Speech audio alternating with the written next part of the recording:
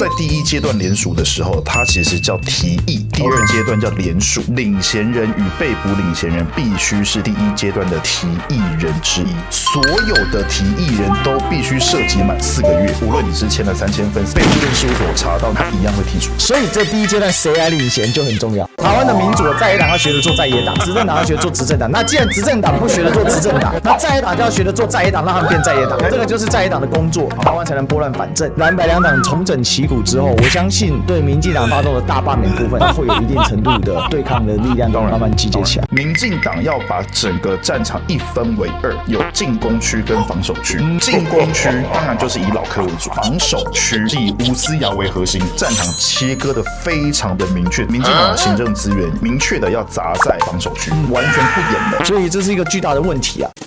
Ladies and gentlemen, welcome the host. 之前有人提到说，史书华因为他个人的司法案件牵扯到可能私德啦，所以呢，人家说那他会不会因为这样，所以影响到罢免叶元之？就是说要不要把他换掉？要换掉领衔人有几个方法。第一个，所有提议人的1/2要同意；第二个，除非领衔人过世。当时法律的设计的时候，就是讲说要有一正一负，以防在罢免期间双方可能过于激烈，所以导致领衔人发生什么意外身故，那他就会有被捕领衔人去担任这个角色。所以其实要换掉史书华，从法律的角度来说，近乎于不可能。领衔人跟提议人到底是什么关系？在第一阶段联署的时候，它其实叫提议；第二阶段叫联署。我们都会讲说联署，是第一阶段叫提议，所以第一阶段假设1%是3000人的话，它叫提议人；第二阶段10%、3万人，那叫联署人。领衔人与被捕领衔人必须是第一阶段的提议人之一。所有的提议人都必须涉及满4个月，所以这第一阶段谁来领衔就很重要。提议人必须涉及满4个月，所以无论你是签了3000份、4000份、5000份，被户政事务所查到你的提议人有人未涉及满4个月，他一样会剔除。这个规定是规定在提议人里面，不是规定在领衔人与被捕领衔人资格的规章里面。这没有做过还真不知道。当然，绿营这边会有所谓的罢韩4君子，难怪最近罢韩4君子到处在活动。蓝白两党重整旗鼓之后，我相信对民进党发动的大罢免部分呢，它会有一定程度的对抗的力量，慢慢集结起来。第二阶段，既然说你们没有办法完整的查对说有没有重复的部分，那搞不好第一阶段被中选剔除的部分他也签过了，他第二阶段再来先签对了，那搞不好他就进去了。就我所了解，我们第一阶段送件的时候，送件那一刻你必须要满；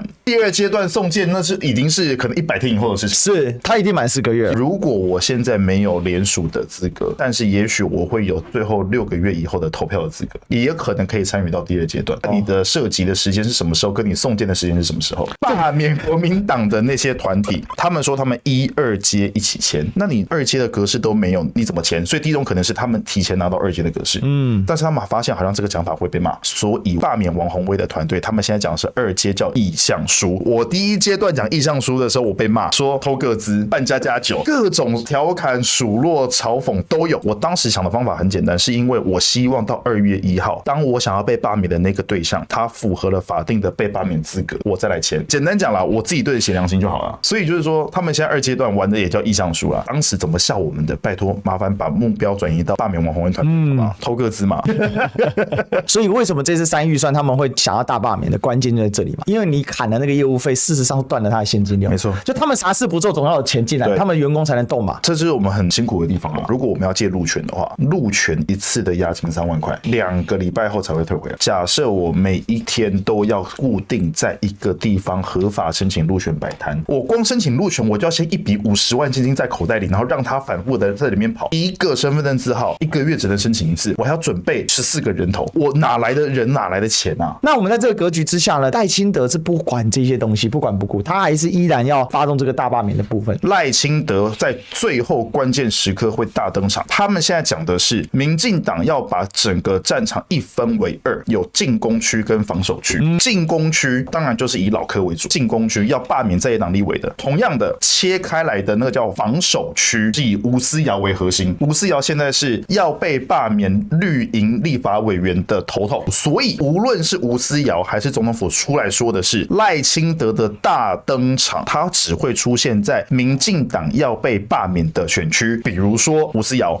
吴沛忆等等等。所以呢，其实老柯一开始讲完之后，给外界的印象是不分进攻防守，赖清德就是会跳下来。目前看起来，赖清德只会出现在民进党要被罢免的选区。那为什么后面无论是吴思瑶还是总统府要出来算是消毒，就是因为老柯讲的不清不楚。我相信老柯绝对知道，刚开始定调就是赖清德、卓荣泰只会出现在防守区。那问题就来了，民进党的防守区现在领头的人叫吴思瑶，他一定会再结合民进党的不分区立法委员，比如说沈伯洋。现在看起来很明确，民进党的角度来说，民进党的行政资源明确的要砸在防守区，还有这个完全不演了，包括什么义务律师团啊，要发动检调啊，来查到底有没有所谓的伪造联署的问题，这个行政资源全部砸在防守方，也就是吴思瑶、吴沛忆。至于进攻方，他们也确实觉得行政资源直接不演了介入难看，而且他也怕自己的支持者认为说这个太过分，所以他们才会有一批所谓的打手或进攻者，就由老柯跟曹兴诚领头，战场切割的非常的明确，资源怎么调配已经很明显了。那在野党现在出现一个问题，就是我们也有防守方跟进攻方，我是代表现在是进攻方嘛，防守方在野党也必须把行政资源砸下去。说张善政就直接跳出来跟6个一起吃饭，对，那个已经很明确，张善政是直接开第一枪，就说简单讲啦，我桃园61个都不能调啦。我觉得这个做法其实没有那么聪明，因为很容易被民进党见缝插针说现在谁跟市长合体就是谁怕。我觉得国民党执政的县市就应该要跟该县市要被罢免的国民党立法委员绑在一起，就如同赖清德有可能在最后会跳下来帮吴思瑶。所以呢，我觉得防守方比较清楚明确。对，那这样问题就是在野党的进攻方，其实我们也没有像曹兴诚这样的一个领衔人出来。现在最大的问题就是没有横向串联，地方党部倾向防守嘛，所以这是一个巨大的问题啊。我们选罢法有一个巨大的漏洞，被罢方跟罢免方都没有专户，这真的是鬼扯淡。罢免再选一次举啊，这种法律也在立啊，真的是。说真的，选罢法因为它给中选会解释的空间太大，要定死。法越定的越死，就可以让中立机关越中立。对，现在选罢法的问题就是中选会自由解释空间，什么时候实施它都可以自己解释，这个就是很夸张的事情。现在因为我们刚好进入25天的查对期，所以最近我们不管是街头的活动还是媒体，相对来说就是露出的时间会比较少，因为我们现在卡到几个问题是我们要有办事处，我们现在全部都是鸭子划水，在做我们即将要迈入第2阶段的要做的事情。我们要有一个完整的组织架构，有了办事处，有地点，作为罢免方，我们也一定要找一个据点是让大家人可以聚集的，还是要维持一点点的媒体声量。接下来呢，我们等到25天查对期过，刚好这25天就是我们的筹备期啦，因为我们确实年前的时候没有组织架构，就是我们单干嘛，所以这就现在我们要做的就是包含可能是横向的串联，再来就是大家在这个过程当中遇到什么样的困难，有人踩到雷了，赶快跟大家讲，大家可以在媒体的叙述上面其实有一个更好的窗口。台湾的民主在野党要学着做在野党啦，执政党要学着做执政党。那既然执政党不学着做执政党，那在野党就要学着做在野党，让他们变在野党。这个就是在野党的工作，台湾才能拨乱反正。